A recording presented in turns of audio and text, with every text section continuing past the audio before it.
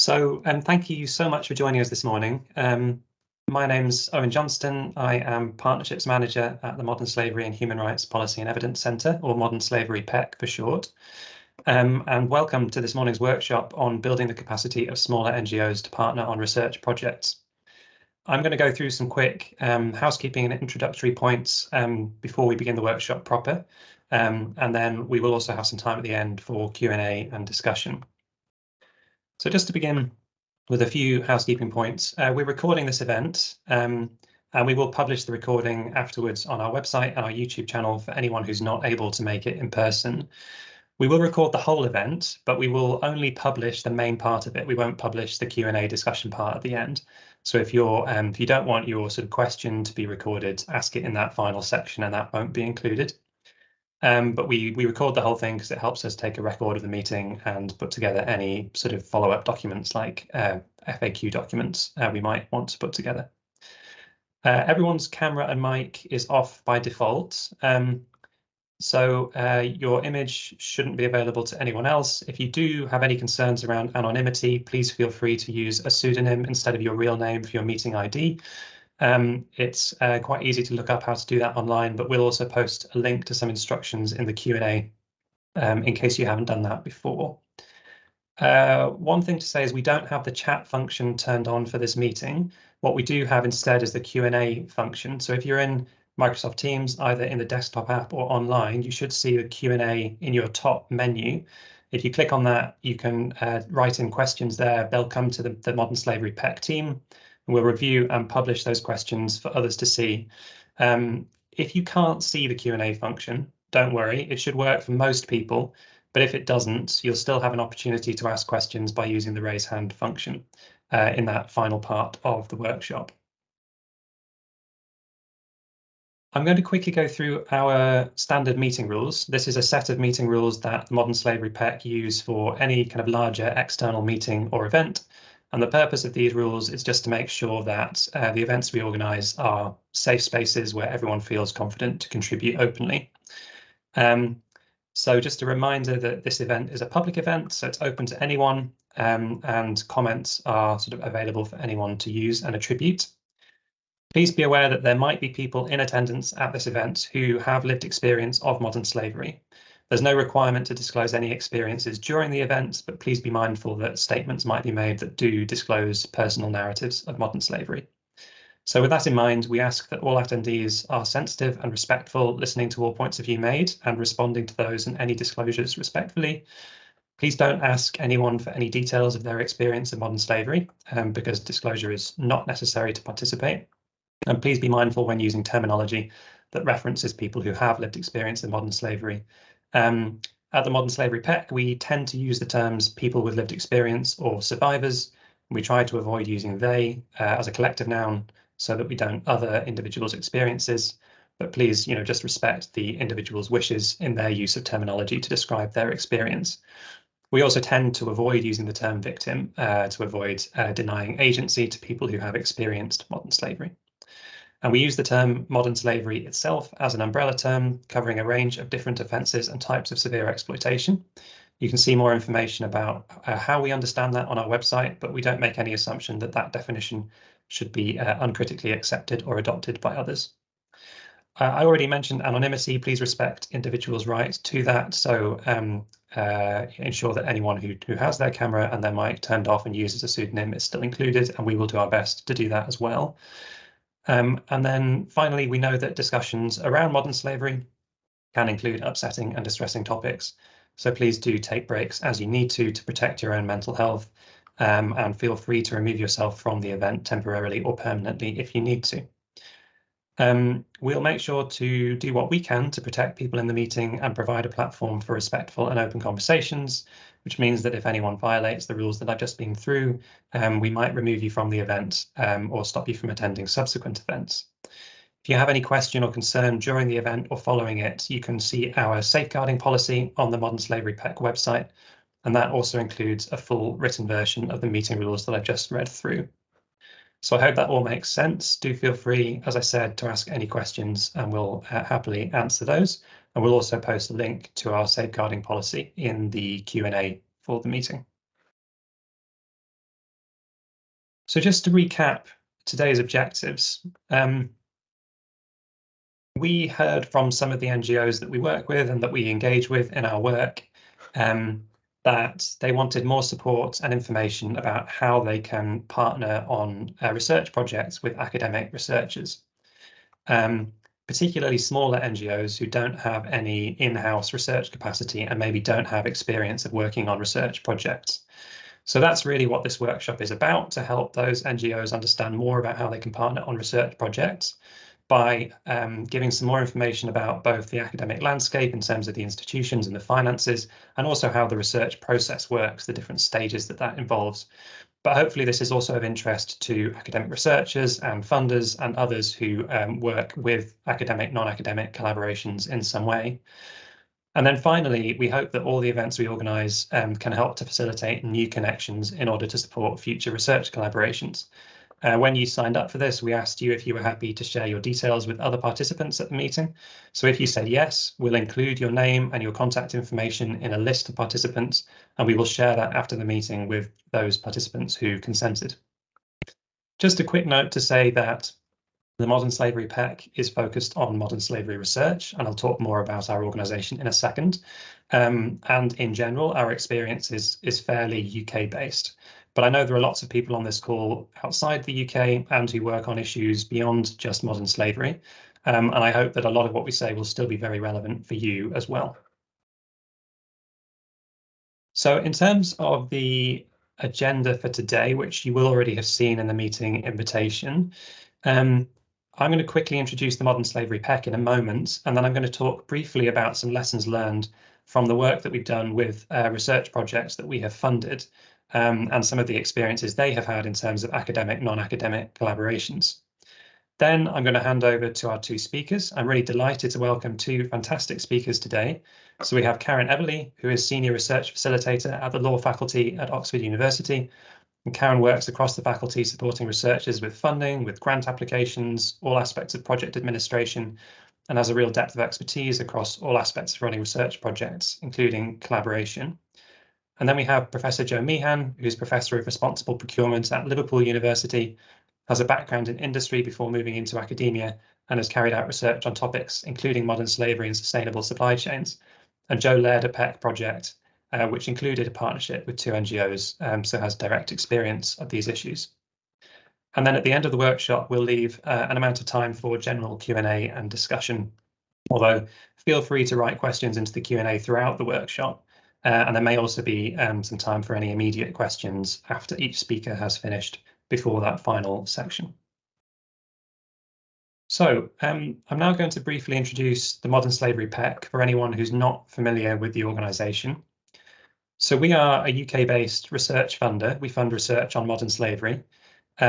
We are ourselves an investment of UK public money by UK Research and Innovation, the main UK research funding body. And particularly, we are an initiative of the Arts and Humanities Research Council in the UK, with support from the Economic and Social Research Council. Our initial funding is for 5 years. We were set up in 2019, and we have funding through to the end of March 2024, but we hope to continue after that point. And we're actually a group of 6 partner organisations, led by one of those partners, which is the Bingham Centre for the Rule of Law, and that's where we're based and where we have our offices in London. So these are the 6 partner organisations that make up the Modern Slavery PEC. It's 4 universities and 2 independent research organisations, all based in different parts of the UK. So we're a research funder, but we are a bit different to other research funders because we're a policy and evidence centre. So that means we commission and fund independent, impartial research that provides analysis on aspects of modern slavery. But we then work closely with the projects that we fund to ensure that the evidence they produce drives real change in policy and practice. So we work to translate the evidence that comes out of the projects we fund into practical recommendations for decision makers. We help to connect those funded researchers with policymakers and other decision makers that they want to influence. And particularly, we work to facilitate new collaborations and connections in modern slavery research between people who often have not previously worked together. So that might be bringing academics together with policymakers, with businesses, with NGOs, or with survivors. because we know that there are lots of individuals and organisations in the UK and globally who are working actively to address modern slavery, and they have many different approaches, perspectives, experiences, and so on. And we believe that there's a lot of potential there for new collaborations, which can then generate new evidence about the issue, and that can help inform policies and decisions that are taken to address it. So one thing we can do as a funder is we can bring people together and support dialogue between them. And that's partly what today's event is about, to talk about how that can happen. But even if you don't work directly on modern slavery, there's still lots in the discussion today that will be relevant to your work. So I'll talk briefly now about a few lessons taken from Modern Slavery PEC funded projects. These are things that have come out of the projects we've funded and worked with. And I'll talk about the types of roles that NGOs have played on some of those projects, some of the challenges and the opportunities that we've observed, some lessons that we think we've learned around what works well, and then finally, a few things that we as a funder are doing differently as a result of the experiences that we've been involved in, or that we've observed in the projects that we've funded. So how do NGOs collaborate in projects that we've funded? Well, there are various different ways, and I'm not going to go into the detail of the terminology and the roles because Karen's going to speak to that in her presentation. But briefly, we've seen NGOs on our projects as funded non-academic partners in a number of cases, where they've been closely involved in doing the research. They've been co-designing the project, or maybe they've been leading on particular parts of it. Often, because of the nature of the work that we're focused on, NGOs have been partners on projects with a specific role around facilitating meaningful engagement with people who have lived experience of modern slavery. But also NGOs are often partners who are leading on dissemination activity or leading on policy influencing activity that comes out of the research they've been involved with. That's where NGOs have been a funded part of a project. They've also been on projects as non-funded partners or collaborators. Often that might be that they're a member of an advisory board or a project steering committee, which can be a great way for NGOs to be involved in research, even if they don't necessarily have the time or resource to commit to being part of a project, because that still gives a measure of influence over the work and obviously oversight of what's being learned from it. And then finally, obviously a lot of NGOs have been research participants in projects that we funded. Maybe they've been interviewed, or they've been completing surveys, or maybe they've been facilitating access to research participants because they work directly with people researchers are interested in talking to. And there, NGOs can have an important role making sure that that access is done appropriately and equitably. So they might be advising on issues around payments for participants, maybe around safeguarding and support, and consent processes as well. But this is just a sort of flavour of roles NGOs could play based on what we've seen in some of the projects that we've worked with. This slide, I'm not going to go through in too much detail because Jo will speak to the research process itself. And much of what's on this slide probably seems obvious anyway, but I just wanted to kind of break down partnerships into their different stages, really to make one point, which is that partnerships don't just begin on day one of a research project and then end as soon as the report is completed. I think it's really important to emphasize that partnerships can often begin a long time before even a funding application is started, and it's an existing relationship, and then may well continue after the project is complete. And maybe there are a number of projects where academics and NGOs will continue to collaborate. And we've certainly seen that in the work that we've funded. So what are some of the challenges and the opportunities that we've seen? So I'll highlight a few things here. They are mostly challenges, and I don't want that to sound negative because it's not supposed to be, because often project teams do find creative ways around these challenges, but it's useful to highlight them nonetheless, I think. So we certainly have seen that multi-stakeholder research partnerships do need more coordination, and from a funder perspective, it's important that there's a single team member who we can contact, who's a lead point of contact for the project, and that can be more difficult if multiple partners are organising or managing different parts of the project. Then there are funding constraints, which is obviously key to our role. That can sometimes limit the role that non-academic partners can play. But what we are doing as a funder is we are trying to innovate in the funding we offer so that we're offering opportunities now where NGO partners can lead on projects and can receive up to 50% of the funding for a given project, which is something quite new for us. Previously, there were constraints that limited that. And then the final point goes back to my previous slides. We know that often when we're a research funder, we put out a call for grant applications. We know that those deadlines, unfortunately, are not always as long as everyone might like them to be, because they can't be, unfortunately, due to external constraints. And that means that sometimes stakeholders do have to rely on existing partnerships when they're putting together a joint application. NGO resourcing, we know, is an issue because NGOs have often told us that it is. They might get, certainly in the modern slavery space, and I assume this is true more widely, lots of research partnership requests from academics, and they don't necessarily know those academics, and they might not know which requests to say yes to, or really what they involve in terms of a time or resource commitment. So that can be quite a tricky thing, and again goes to the point around sometimes existing relationships mean that those questions have already been ironed out. But then, of course, once a relationship is started, there's a whole process of deciding on shared objectives and approaches. And obviously, as we'll talk more about, NGOs and academics have very different contexts in terms of their timelines, their incentives, what they're trying to achieve, and all of that needs to be navigated. I'll just briefly mention at this point that the Modern Slavery PEC has set up a Google Group mailing list, which is a space in which people who are interested in partnering on modern slavery research projects can contact one another. And we'll highlight that again at the end of the workshop and give you a link in case you're interested in joining. So what's worked well? Well, this kind of goes directly out of some of the challenges that I've just outlined.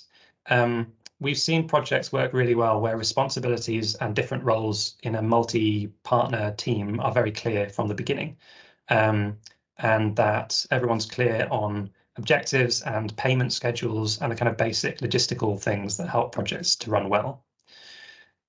Definitely appropriate and sensitive engagement has been a key thing, especially where vulnerable groups are involved, such as people who have lived experience of modern slavery, whether they're actually part of the project team or whether they are stakeholders in the project. I've already mentioned this, but it's really important, we've seen, to get basic arrangements like payment schedules right, which just means everyone's on the same page about when someone is getting paid and what frequency that is and how much, because different organizations have different flexibility and constraints in terms of what they need in funding. So that needs to be quite clear up front. And then finally, the point again around taking time and resource to build up really robust partnerships. So what are we doing differently? Well, we're a research funder. We work closely with the projects that we fund, and we are trying to react to some of the challenges that we've seen and change what we do to make it easier for academic and non-academic collaborations to work. So one of the things I mentioned is the 50% funding split. Previously, that was 30% maximum. Now it's 50% on some projects that we fund can go to the third sector, the NGO partner. And under some funding calls, the NGO partner can lead the research. Usually it has to be a UK-based partner for the funding that we administer. And what that does, we hope, is recognise the expertise outside of academia and make for different mixes of partners on research projects and different kinds of dynamics. We've also started creating bespoke contracts and payment plans for each project that we fund. And that's just to ensure that we do everything we can to make sure that those contract and payment arrangements are clear and equitable upfront. And we're always learning about how to do that better. And generally, we've found it's very project specific, and hence the bespoke approach. We also ask project teams to write about their partnership plans and objectives and reflect on those through the project. And the reason for doing this is that partnerships can be quite an intangible thing. It's not like a research output or a particular piece of policy impact, but it is really important, and we want to emphasize that we value that and recognize the importance of partnerships in the projects that we fund. So we engage with teams and ask them to reflect on what they want in terms of what they want to get out of the project in terms of partnerships. And then that helps to have a conversation around those objectives. In the space that we work in, engagement of people with lived experience of modern slavery is really important. So we work closely with the projects that we fund to support them to do that in an appropriate and meaningful way, wherever that is appropriate for the project. And that's another form of collaboration that we value very highly. Finally, we're starting to run events like this workshop, which are around targeted capacity building on these issues. So we're trying to draw together some of the learning from the projects we funded and from our work with those projects, and then together with the expertise of invited speakers, feed that back out to stakeholders who might be interested in those learnings. And there will be an opportunity at the end of the workshop for you to give any feedback on other topics where you would value this kind of a session, and we're really interested to hear suggestions from you about that. And obviously, if that's something that's come up in our work and we feel we can talk to, we can explore organising future events about that. Okay, so I'm going to move on now to our two guest speakers. Our first speaker will be Karen Eveleigh from Oxford University. Karen's going to talk about some of the kind of institutional structures and the finance aspects of universities. And the aim here is to kind of highlight some key considerations for NGOs in terms of what the research sector looks like, how it works, and how that affects non-academic partnerships. So over to you, Karen. Thank you very much. Right, if I take control, okay. Great, thank you. So yes, I'm Karen Eveleigh. I have worked at Oxford University in research administration for over 20 years now, and I've been in the law faculty for over 12 years. So so within the law faculty, we have lots of researchers working in areas that may fit with the research interests in this group today. We have the Bonavero Institute of Human Rights, which is a partner in the Modern Slavery Policy and Evidence Centre. We have Centre for Criminology and Sociolegal Studies. And within Centre for Criminology, we have a border criminologies group and a death penalty group. So those people might be working with non-academic organisations who are interested in providing support for asylum seekers, or working with people facing the death penalty, or people who experience domestic violence, or maybe vulnerable people navigating the court system in the UK, or people who are in properties affected by cladding on tower blocks. So that's the Housing After Grenfell research. So lots of different types of activity. And many of our researchers do want to work with non-academic groups. The universities are all quite complicated structures. Some of us are necessarily complicated.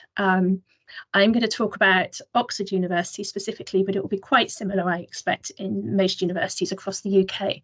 So it's not necessarily easy to navigate a university, but I would guess that as an NGO, you might start off knowing the researcher name, or you've read a paper by a researcher, or you've heard someone speak.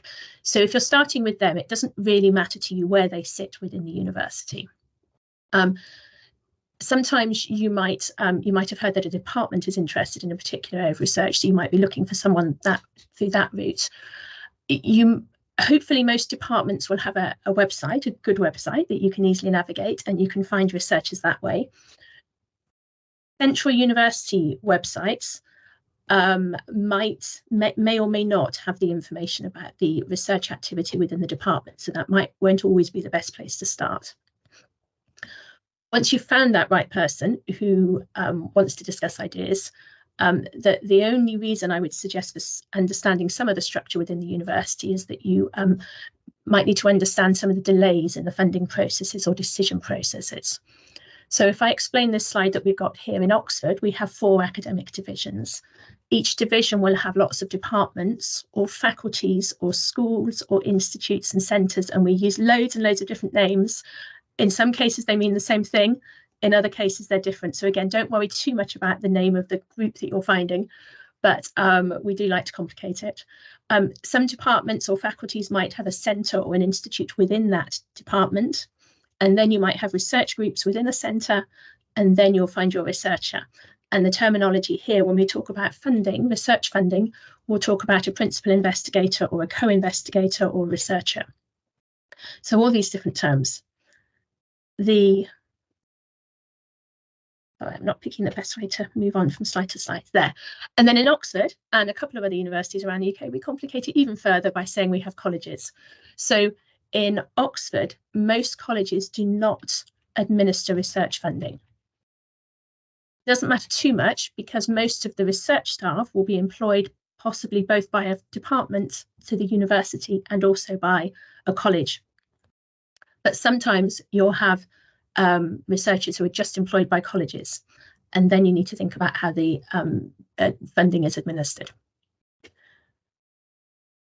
The decision points. So within a research group, you might have academic discussions about what the priorities, what the research areas are that group wants to prioritise, and that might also happen at a centre level. And then in terms of administrative support and administrative approvals, that might happen at a centre level and at a department or a faculty level. However, in Oxford, and I guess in most universities in the UK, the legal entity is the whole university. So in terms of funding and receiving funding from external funders, the agreement, the contract, the funding contract is at an institutional level. So you need institutional approval, and it's at that point that the contract negotiations might take place. And that might be the partnership or the contract between the funder and the university, but also between the university and the partner organisations, so maybe you as NGOs. So that's just to try and explain some of the delays you might not be expecting when you have these conversations. And then who you're looking for and who might be eligible to lead on a research project. So if you're talking with a researcher, an academic in a university, are they able to apply for the funding and set up the partnership with you? So you might have titles such as professor or associate professor or lecturers, and then you've got loads and loads of different titles for research staff. And then when you talk about the funding, you're talking about principal investigators and co-investigators. It's likely that the professors and the associate professors might have permanent posts, but there'll be an awful lot of people, an awful lot of researchers in universities who have fixed term contracts. They might have a 2-year contract or a 3-year contract, and therefore that might affect their eligibility to lead on a grant application. If you've got, and some funders might say, you can only be a principal investigator on a grant if you already have an employment contract that runs beyond the end of that project proposal.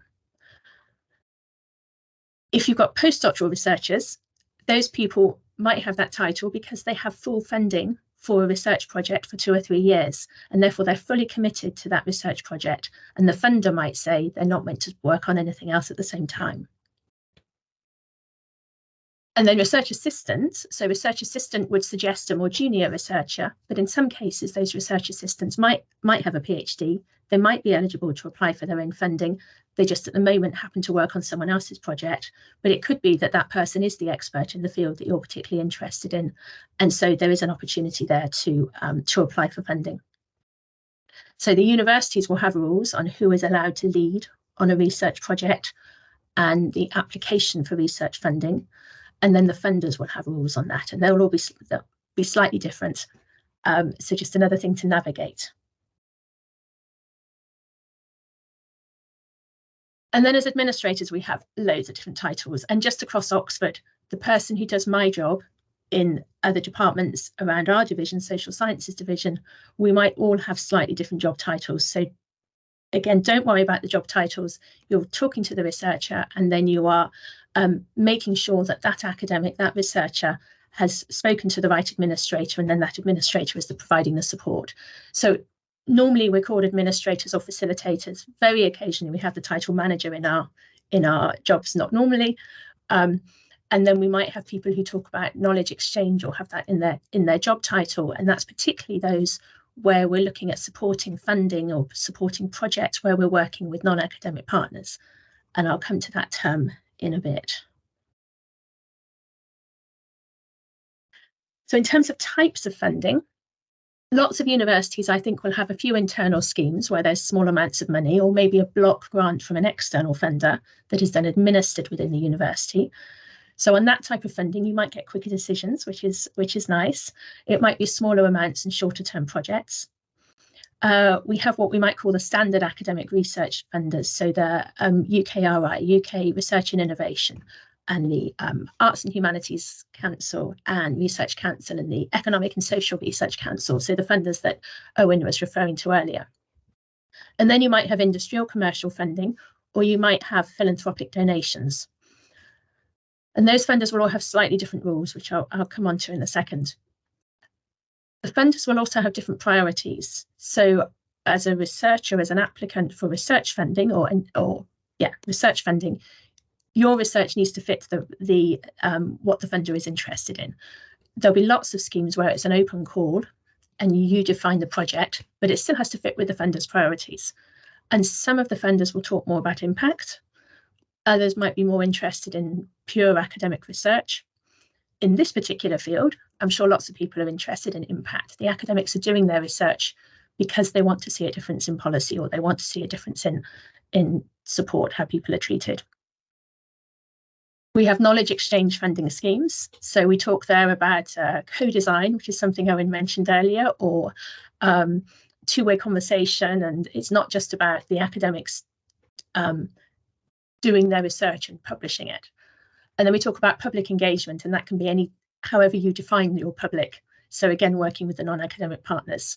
And then some schemes are specifically about capacity building, so supporting maybe researchers in the Global South, or it might be about supporting NGOs, non-academic groups, to build capacity in research areas.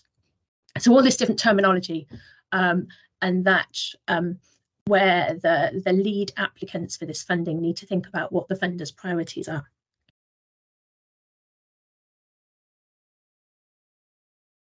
And then just a little bit about the structure of the partnership. So some funders will expect the academics to be leading on the application. Others will expect a non-academic lead. As the non-academic partner, you'd expect to be named in the application and part of the application, but in what capacity? So you might be listed as a co-investigator, you might be listed as a consultant, you might be a named supplier because you're delivering a service. And then with all these different terms, it might affect the type of funding you can get. So Owain made reference to non-academic partners being able to have up to 50% of the funding with that particular model. Other funders might say you can have all your direct costs on your for your non-academic partner, whereas your academic partner might have different type of funding model. So on that, it's difficult to say. If you heard that there was a funding scheme where there was £1 million available for a particular project, don't assume it's all for the direct project costs, and don't assume by saying, okay, 50% for the academic and 50% for the non-academic. You are it doesn't necessarily mean the same thing just because the funding the model is different. I've put there full economic cost, and I don't want to go into that because that is something that confuses so many people. But universities need to understand the costs around their project. So we talk about the overhead, the support costs around the project, which you'll have in NGOs as well. And the funders recognise that, and they will contribute to that sometimes, but in different ways. Research ethics and data handling. Now, in this field, I'm sure that NGOs are incredibly sensitive to the nature of the data that you are handling, but the processes in universities might be different. So any university researcher collecting any personal data will need to get research ethics approval from the university. And that might be quite a different process to the way you talk in your organisations about handling data carefully and sensitively. And we're not just talking about interviewing people with lived experiences or vulnerable research participants. This might be interviews with elites as well. So we might talk about people, heads of organisations, talking about their understanding of structure or processes within an organisation. And then we're also interested in researcher safety. So we've got an obligation to look after our employees. And then data handling, we might have approval processes at the start of a project before we can sign contracts, understanding who owns the data up front, what data is being transferred, who's storing the data, how long is it kept for. And if your systems are different to what the university would normally have, then it might mean a bit more paperwork in terms of understanding that and getting that approved. Not to say that you have to change the way you work, but just it's different to what the university is doing. And so, as I said, you're likely to be very familiar with the issues. It's just that the approval processes might be quite different in the university. So, final point, our structures can seem incredibly complicated, but please don't let that deter you. Build a relationship with the researchers and find the administrator at the university who can talk to your administrator or your finance officer, so that we can ensure that the admin support is there alongside the research discussions. We're here to help, but things can take a little longer than you might expect. And I will finish at that point. Thanks so much, Karen. Hugely useful walk through all of the very many different aspects of partnering with a university on a research project. I think if it's okay, we're going to move straight on to our second speaker, Professor Jo Meehan, but we will have time at the end for questions for both speakers. So please pop those in the Q&A or save them and use the raise hand function at the end. But for now, I'm going to move on to Jo. So over to you, Jo, and maybe if you say next slide, I'll move on when you want me to. Yeah, hi everybody, thank you for joining. I'll be quite quick today, so there is plenty of time for some questions. So just a little bit about me. I work at the University of Liverpool. I'm the director for the Centre for Sustainable Business, and my own research is around modern slavery and supply chains. As Owain said, I've had some funding through from the Modern Slavery Policy and Evidence Centre that worked with 2 NGOs. One was very small, one was a bit larger. Just a bit about where those relationships came from. So as Owain mentioned, they were existing relationships, but we hadn't actually worked together. But we'd been having lots of conversations for a while. And it was finding that opportunity that then worked. And as an academic, my advice, if you are an NGO and you're trying to find somebody, trying to go through all these university pages can be really difficult. The Policy and Evidence Centre is a really good broker for finding people. They know who's active in this space. They know the funding calls and eligibility. As Owain said, he has got the Google group, which is really useful. But my advice would be always go to the Policy and Evidence Centre and ask for some advice, and they can always broker those relationships with the appropriate people to save you spending hours trying to navigate various universities' websites. Okay, so next slide, please. I feel like Chris Whitty. So in terms of the value of academic research, so Karen has talked about some of this already, but the thing that we are trying to do, particularly in the space of modern slavery, is have impact in the real world. We want to be able to tackle modern slavery, we need to be able to understand it, and we need to be able to prevent it. So that requires us to do really systemic and often innovative research to get at sometimes what's a hidden problem. So this isn't research where organisations are going, please work with us, we want to tell you everything we're doing. In this area, businesses are saying, we don't really want to shine a light on that part of the problem because that's difficult for us to think about. Again, people who have lived experience of modern slavery often don't feel that they can speak up or talk about it, or it can be re-traumatizing too. So there's a recognition that this is quite a difficult area for us to research. So we need to sometimes shift what we do as researchers, and largely that involves working with NGOs. And you're our way to partner to really try to get to what is happening, how does this happen, what are the reason why it's happened, and more importantly, what might we do about it. So next slide, please, Owain. So the rest of my slide is in pictures. So just really to explain my experience of working in this area and working with NGOs, and where I think there is real opportunities for you to get involved with us, and where it can be a really shared collaboration that really has impact and tackling and preventing modern slavery at its heart. And the first that this slide represents to me is, what are we actually going to research? This is about the research question. And we have a real tension here. We have us academics often on the right-hand side, really high up, trying to look at this generalised issue from a very conceptual or abstract way. Then we have NGOs who are very context specific, working with particular groups of people or particular regions with particular experiences. They're very problem specific and they're often tightly bounded in terms of where they work. And what we're trying to do, particularly through the Policy and Evidence Centre, is to try to find a balance. So one's really high and abstract, one's really detailed and into the detail. And the real benefit of research is when we can find that middle ground and that balance somewhere.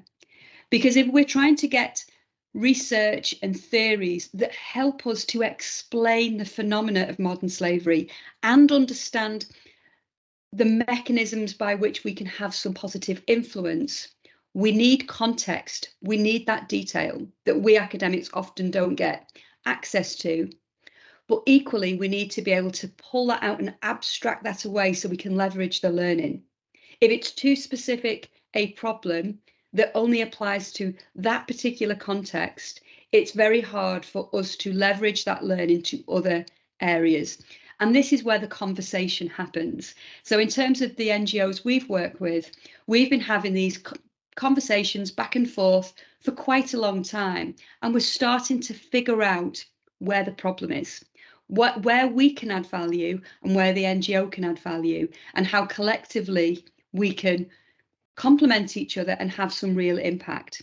So it doesn't happen where there's a funding call and we then go out to NGOs and we put a bid together. It's much more organic than that. It's having these conversations in the background and then finding, okay, where can we add value? And then hoping a call comes along where we can start to match. And academics and NGOs do feed into the Policy and Evidence Centre too. It's not just these research priorities that have come from nowhere. They come from us and they come from you. And they come from people with lived experience. They're what the PEC does. It does that really well. So hopefully we are reflecting these conversations in the research priorities. Okay, next slide, please. So the next area where I think there's real opportunity for us to work together, and for me, this is where there's that real sweet spot of us both adding value to this problem. So as academics, certainly in the management school, we're working with businesses. You know, how are businesses responding to modern slavery in their corporate supply chains? Recognising that other colleagues work in the law school, they may have different areas of research. But for us specifically, we're working with businesses. And while that's good in part, it doesn't necessarily reflect the issues of the day and those lived experiences of particular groups. It reflects how businesses are viewing modern slavery. So there's a real bias in there. And when we start to look at research that has been done in the past, it's often big businesses who've got nice glossy PR departments. Are we really getting to the heart of the things, the social and economic inequalities that create the risks for modern slavery? Probably not. And we often see it through a financial lens. So what's the business case for managing and tackling modern slavery? So you can see that that's really problematic for many reasons. And what we need to bring into this conversation is different people's voices. We need diversity, not just of the companies we deal with, but the people who have got different experiences from different regions, different groups, different sectors. And working with NGOs, we can really start to bring those people into the conversation. Now, they could be the people with lived experience, or they may be advocacy groups, they may be education groups. We can bring those people together. And what we're starting to see here, when we work with NGOs, it's not the relationship just with the university and the NGO. What becomes really powerful is when businesses start to see the potential of working with NGOs, because we can shed a light on, here's the things that you don't see, here's the things you're not looking at in your supply chains, and also here's some people who can help you really understand that. So it's making sure we create these capacities for dealing with the problem by connecting the right people, and that can happen through our research as well. But we have to have the right people in that conversation for that to happen. Okay, next slide. Okay, this slide for me is really where our blind spots are as academics. So as academics, we're really good at writing up research papers, analysing the data robustly, doing it all in this very methodical, peer-reviewed, scientific way.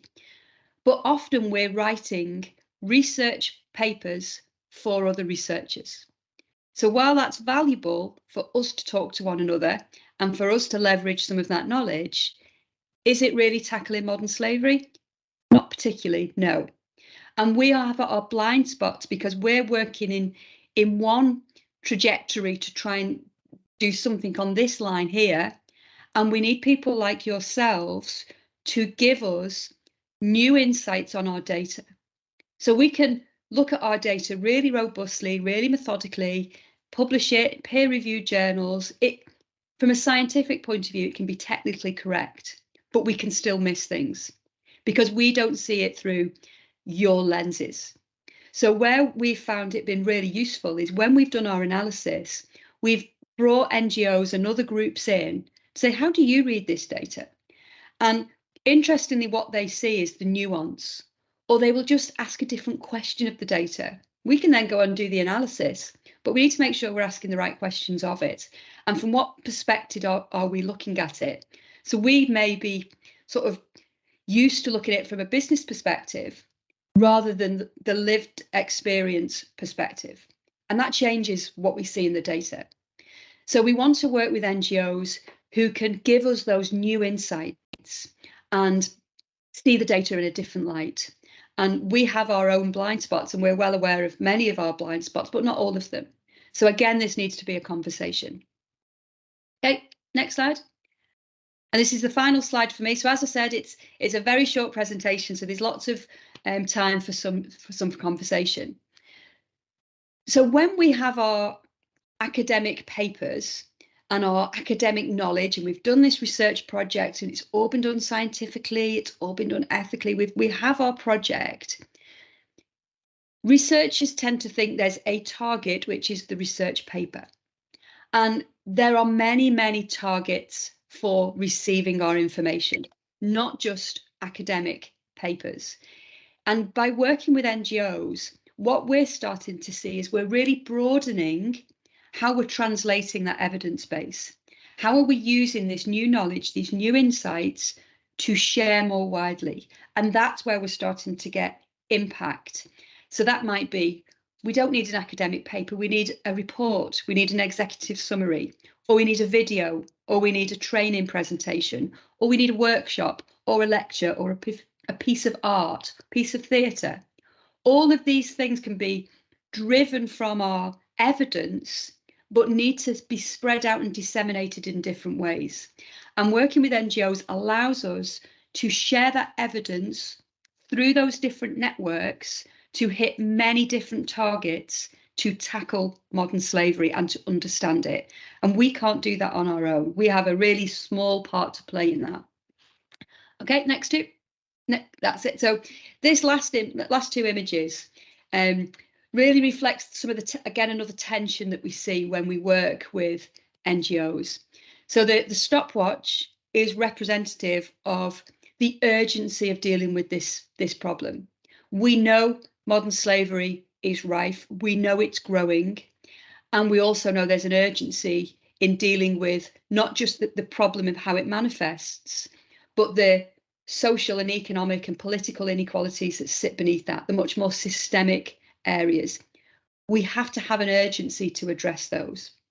And the challenge that we have as academics is the snail. We don't work at that pace. And I think Karen sort of alluded to the many different processes that we have to go through to get funding, to get ethics, but also publishing. And the way publishing works, it's all peer reviewed, it's all double blind reviewed, it's very slow. From writing a paper to publishing it is often about 2 years, that process. It's really, really slow, but it's really slow for a reason. It's really slow to double check every single claim we're making, because if policies and practices are going to change off the back of it, we need to make sure that evidence is really robust. It's done methodically, it's been done ethically, it's been approved all the way along. So there's a necessity of why it's slow. The problem that we have is that there's an urgency on the problem. So we need to find better ways to work together to almost have a twin track. So how do we get some insights that we can start working on today, and the evidence sort of trots along in the background? So for us, NGOs help us to navigate that tension, that yes, we can start to get some of our insights out there so change and impact can happen, and the evidence base takes its slow pace in the background, that where we're assured of quality before things change more systemically. Are we actually getting them to change in the right place? And that's me. Thank you very much.